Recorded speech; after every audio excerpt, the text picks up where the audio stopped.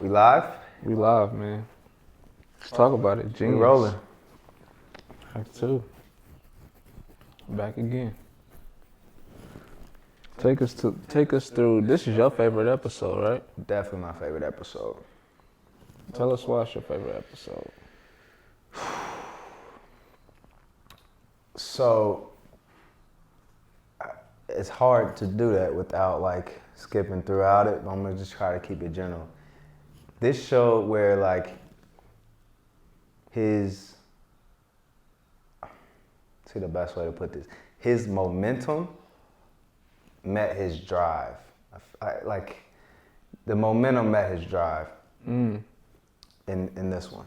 Yeah. It's like the first one he was like grinding, clawing, trying to get to where he was going.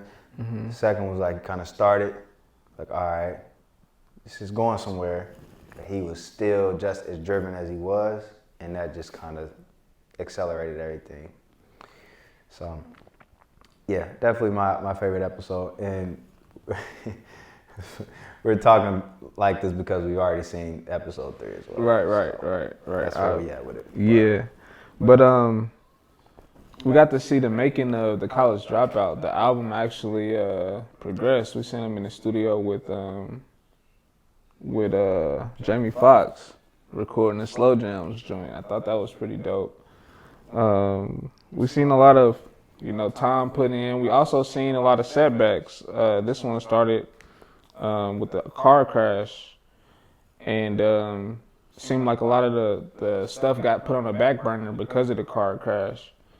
And we kind of see that play out, but, again, like Kanye does, like he did in the first episode, they, figured out a way to get eyes on the project, figured out a way to, get the music out there to the people. And finally, the Rock Nation and all of that, the label caught up with him, and he ended up throwing this party for the Through the Wire video.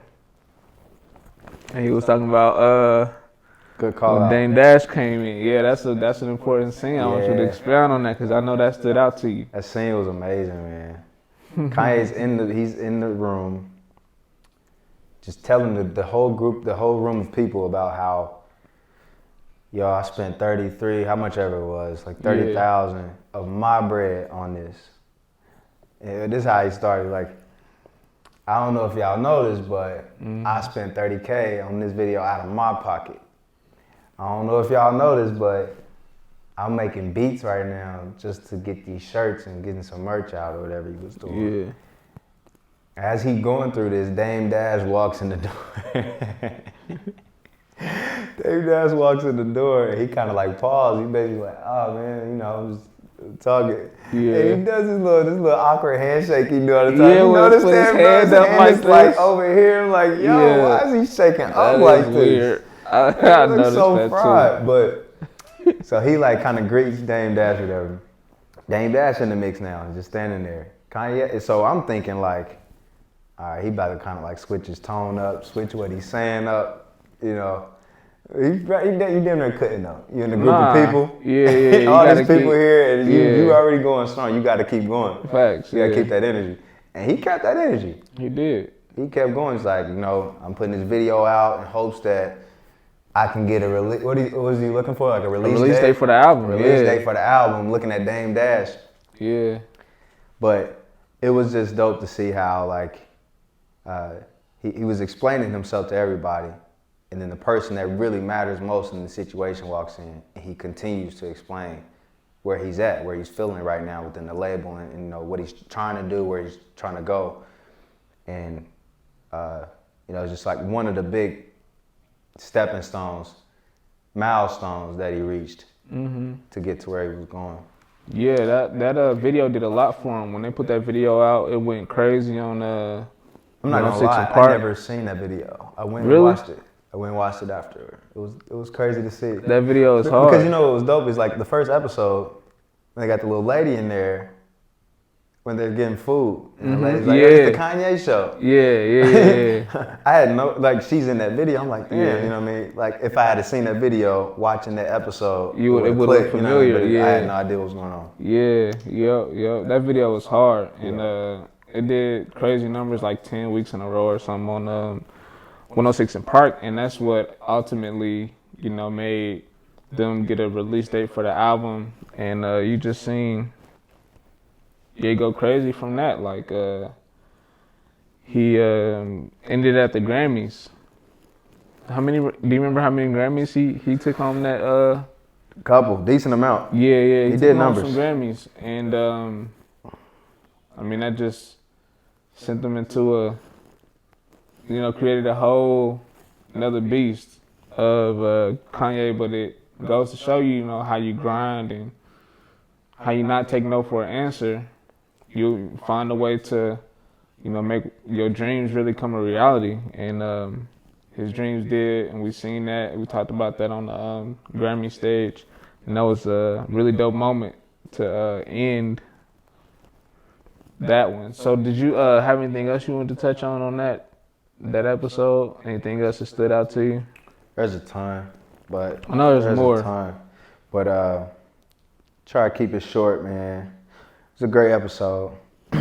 Car crash, going through trying to get his teeth fixed, get his jaw fixed, so that his, the label's not trying to like write him off. I'm still trying to stay relevant, so he's forcing that issue there, trying to get all of that done, and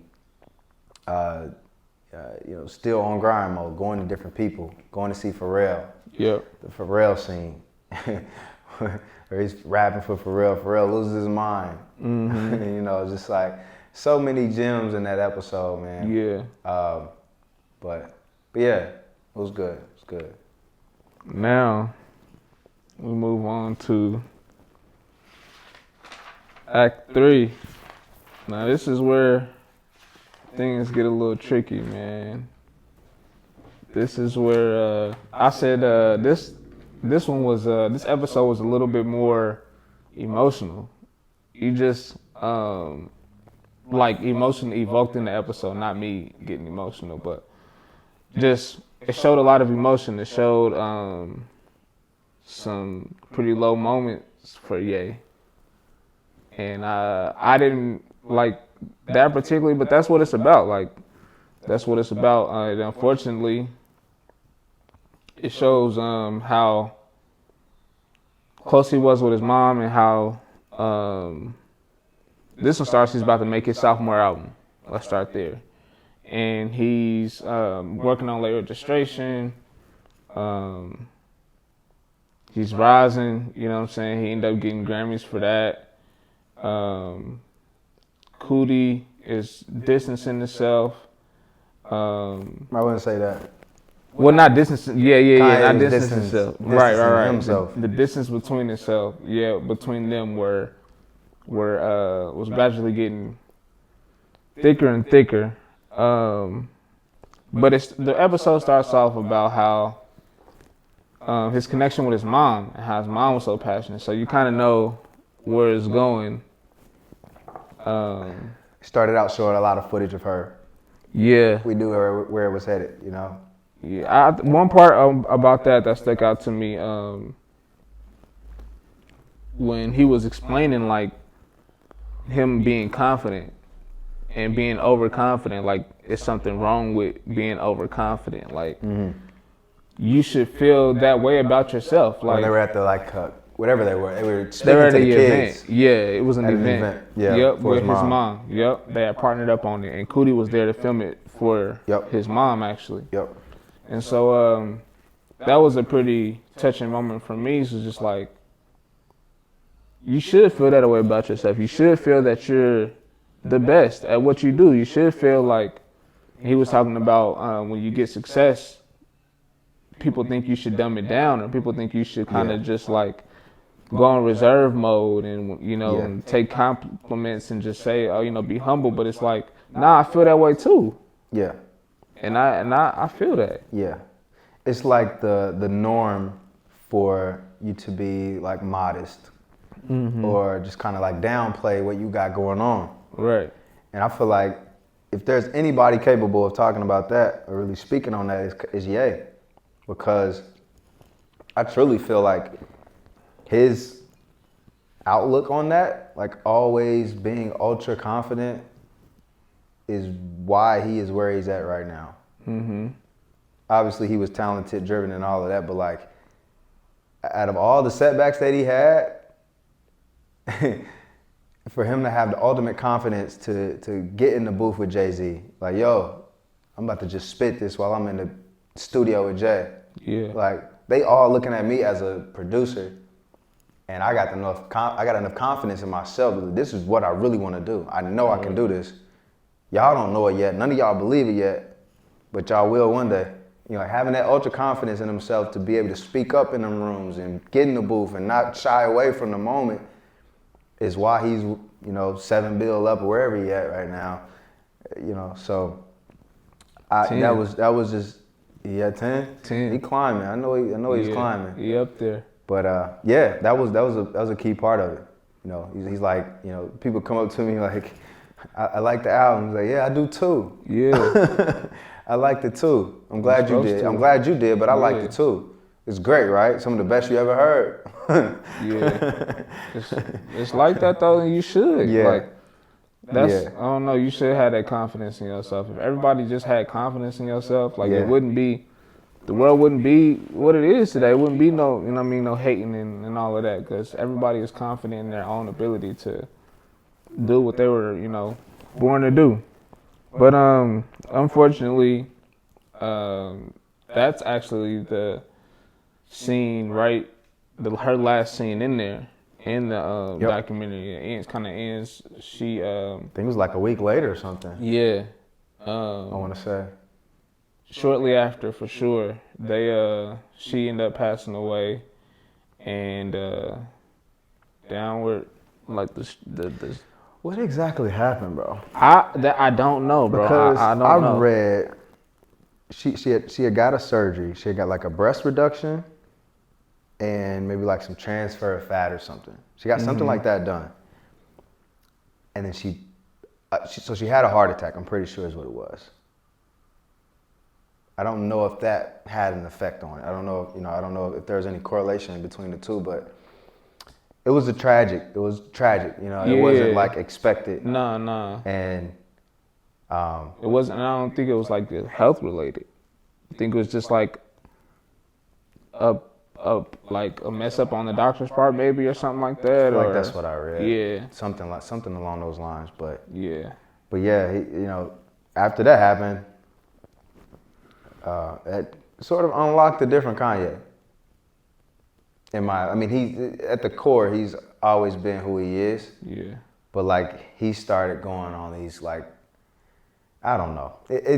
He was still doing the stuff that he always did. It was maybe just like more often, going on rants and at the concerts, having beef with the people that he's close to, Kid Cudi and all, you know, all of this, and Cudi from a person that's close or that was close to him in his camp.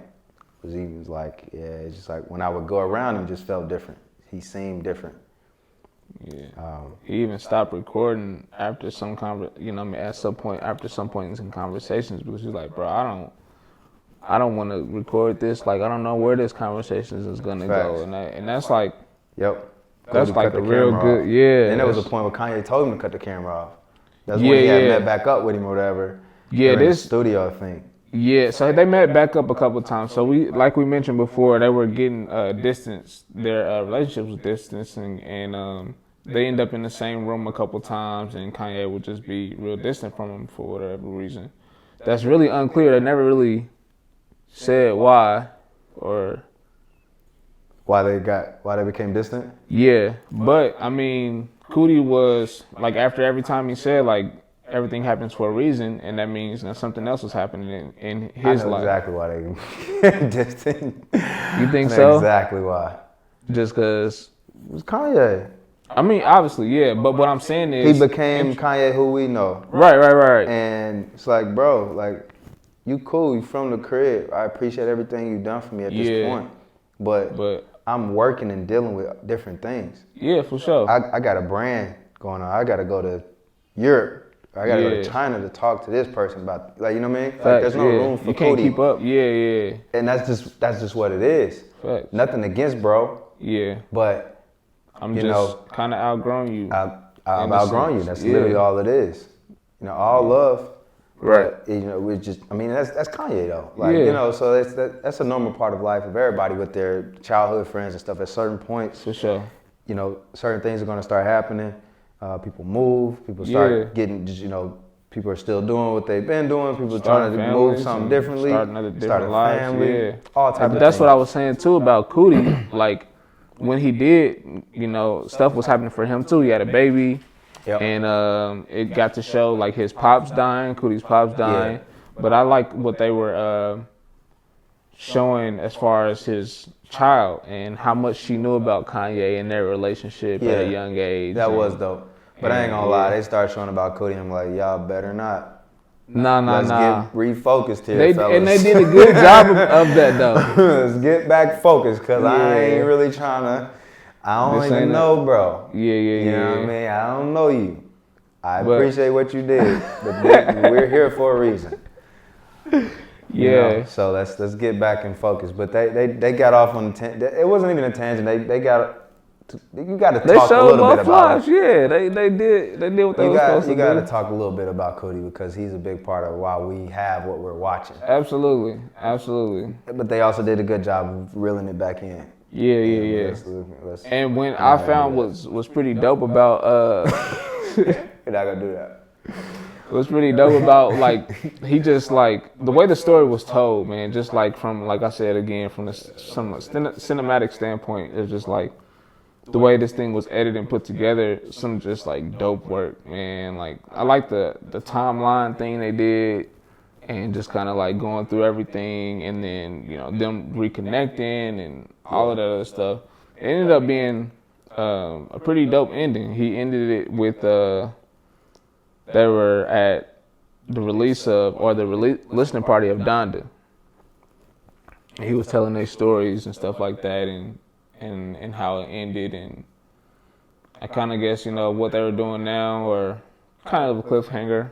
But we'll see, like, you know, what continues, and hopefully. But you could tell that that there was distance between Kanye and Cootie, though. Yeah. And I don't know, for whatever reason, I would have thought that Kanye maybe would have had somebody just around him to kind of keep that going, but obviously not, because there was like mad events that was just like kind of fast forwarded through, where they would show just like clips of Kanye on the news going off. Yeah, or like going, you know, trying to be in the presidential race. Yeah. Putting the MAGA hat on, all of that. Yeah. You know, like that, all of that would have been really dope if he had still had Cootie right there, just kind of just going through the day to day, or the, you know, that time period. But he also did say in the doc that he's like, it was something along the lines of like, I don't want the world to see all of this. Like, I think it got to a point where he's like, all right, I kind of want to be a little more closed off. I want y'all to see too much, or be as vulnerable with y'all anymore. Because I've been doing this since, you know, Cootie's been right here throughout all of this. Yep. He maybe needed a break from that. But that's a great point. But yeah, that's a great perspective, man. Bro. I didn't think about it like that. I did not think about it, but that makes so much sense. Like, and at one point he says, I don't want the people to see the real me yet, because Cootie wanted to start on it, and he didn't want him to start on it. Yeah. So that adds to the point that you just said, because it's like, and the media was starting to be more in his face and stuff. Yep. So like, but yeah, man, that third episode was just a roller coaster of the reason that people don't like. Yeah. Third episode. Yeah, that'll be for y'all. Y'all got y'all episode. Yeah, there y'all go. But it was a dope. It was don't a dope ignore series. 1 and 2. Don't ignore 1 and 2 though. Facts. You know what I mean? But ultimately though, I mean, this is a success story. I mean, the man is still here. He's wilding out right now, but we're gonna keep it positive on this show. Ye's still the GOAT, but yeah, man, that's how it goes. And the documentary was just dope. It was inspiring. I've talked to some people that aren't even Kanye fans, and they're just like, bro, I'm inspired by what he's doing and getting inspired from the doc. So we hope y'all inspired too, man. Yeah. Best trilogy I've ever seen. One of the best documentaries I've ever seen. Yeah, it's up there. It's top 3. I'm definitely gonna run through it again.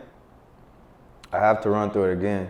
And that's crazy because at the first episode, remember you said you don't even watch stuff. Yeah, I twice. don't watch many things twice. Yeah. But I'm definitely running through that again. Yeah. That's Yay, man.